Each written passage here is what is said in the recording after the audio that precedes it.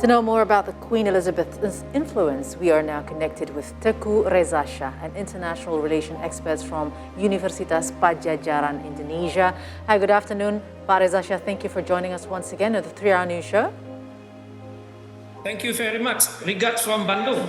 Regards to you, Pak. So we want to know what you think and how do you see the public's response all over the world, especially in the UK, to the Queen's passing. It's after the 70th year of reigning.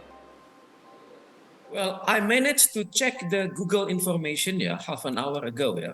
I find that at the moment, there are 267 million information all over the world are talking about the departure of Queen Elizabeth II. If I see, for example, from the Guardian International Edition, they say, what happened in Australia? What happens in Australia now that the Queen has died and Charles is king? And immediately, the federal parliament is to be suspended for 15 days, and gun salutes are being arranged all over the world, all over the country. And then at the same time, Australian flag will be flown at half-mast. And in New Zealand, if I follow the headlines, among other, it is said that a lifelong devotion to duty, a tribute to Queen Elizabeth II. So I think the departure of Queen Elizabeth has affected the world. Even people, I cannot imagine people in UK, but people all over the world, especially under the Commonwealth dominion, under the dominion, they are feeling affected. They have lost their mother, they have lost their role model, and they have lost the best. They have lost also the best example of modern democracy. In this case, the British monarchy. Probably the role, by the way, Pareza, this is Hans speaking from the studio. Now, the role of Queen Elizabeth, like what you were mentioning, in the hearts of the public, also, she was loved by the public because she had never talked anything about politics. But also, in the lights of the Queen Elizabeth's passing, we see like how lots of heads of governments, heads of states are paying tributes to Queen Elizabeth. But in the political map of the world, how powerful was she? Well, she represents a constitutional monarchy. In this case, under the constitution, the crown has the power to govern, but entrusts this power to the elected government, which hold it on a temporary basis. So in this case, as the head of state, the monarch is above politics, unlike the head of government, the prime minister, but the monarch is highly respected by the executive and the parliament in the UK. Among others, the monarch has the power to appoint the government, and also the monarch, in this case, the Queen Elizabeth II, she had the capacity to receive a letter of credence coming from all new ambassadors designated to United Kingdom.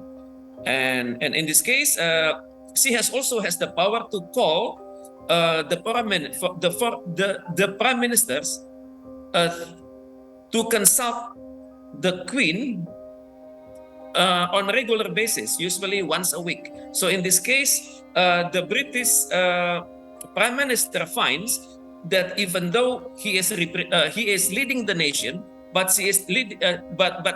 he or she is dealing with the head of state who is above the power. In this case, a Prime Minister of UK is dealing with someone who is leading the British Commonwealth. So the aura is different. It's certainly very interesting when you put it that way. It means that the Queen was so influential. She had the power to, keep her government accountable, if you'd like to say it that way. But in accordance with her passing, it is not just the British people, but people around the world are paying so much attention. Even we here in Indonesia are feeling the shock, of her passing. Why do you think is the public paying so much attention to the royal family? What are these royal families' strengths? There are a lot of royal families in this world, but none quite like the British royal family. What do you think makes the difference? Yes, correct. There are royal families all over the world. Yeah, in Holland, in Belgium, in Japan, in Africa. But the unique thing is, the royal family in UK, they have a tradition. they have a tradition of not intervening in politics. That's the one. And secondly, they symbolize the modern democracy, and they symbolize the principles of, let's say, human rights, the principles of devotion to the nation, and also they represent the history, the 100 years of history of the United Kingdom. And also they represents the moral of the British philosophy. So this is unique, and we will also witness that there are so many movies talking about the royals in UK, and also the gossips coming from the media in UK also inform the world that this is the true life of the monarch in the United Kingdom. So in this case, the monarch in UK is the source of inspiration, a source of inspiration for humanity, source of inspiration for modern democracy, and then source of inspiration for how best to maintain 100 years of tradition. So in this case, people knows the royal the monarchs in UK more than the monarchs at the other parts of the world. All right, now looking at the history, Pak Reza, how big was the Queen's influence towards other countries? And now that her passing is in the middle of a very momentous situation right now after the Brexit, and the UK is trying to wake up, after Brexit, and also they just have a new Prime Minister, Liz Truss, who is now dealing with high fuel prices and all that.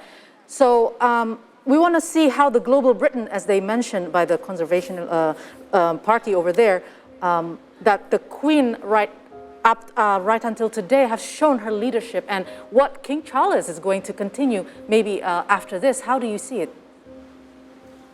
Well, we have witnessed here the role of Queen Elizabeth II since the last 70 years.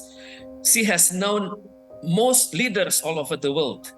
And then she has witnessed the politics of the world during the, for example, following the end of the Second World War, and then the Cold War, and also the post-Cold War. So in this case, Queen Elizabeth II is really special. And then now come Prince Charles. I think the main question for Prince Charles is, how will the future of monarchy look like? Will it remain relevant? Because this is the question coming from the British. And then in this case, yeah, I think with regard to Charles, I think he has been trained to rule England. And then he had a long history in the British Navy. And he represented the palace on various international occasions. I think in this case, Charles has been prepared to do this. But his main challenge is he's not the media darling. People talk more about his sons than Charles at the moment. But all of a sudden, yeah, people have to accept the fact that Charles will become, Charles is now the King of England. And of course, as the new king, there is a period of, well, for us commoners, we call this as a learning process. But for Charles, he needs a bit of time to prove himself that he could work in line with the British tradition. Charles that had prepared his own life, probably his whole life to be a king. Queen Elizabeth did not have that privilege. She was the queen at the age of 25, 26, if I'm not mistaken, and yet she had gone through lots of things, lots of changes in the world during the 70 years of reign. But during that, what was actually, in your opinion, her biggest breakthrough or most significant policy for the UK? I think there are samples here. The role of Queen Elizabeth, among others, following the heavy bombardment of UK during the Cold War, and also about 10 years after the end of the Second World War, British was totally destroyed, and also the palace was also destroyed. And during that time, the Queen Elizabeth managed to show that she is with the people. and she showed her daily activities with the people, and then people learn that that Queen Elizabeth is the samples of the daily life of the British, even though she's at the palace. And also people witness her difficulties in dealing with her children. If we recall, sometime in the year 1992, she mentioned one historical keyword, annus horribilis. I mean, in this case, a horrible years. And during that time, there was so many crises in the marriage of her children. And of course, there are many also episodes under under Queen Elizabeth's life, among other her and the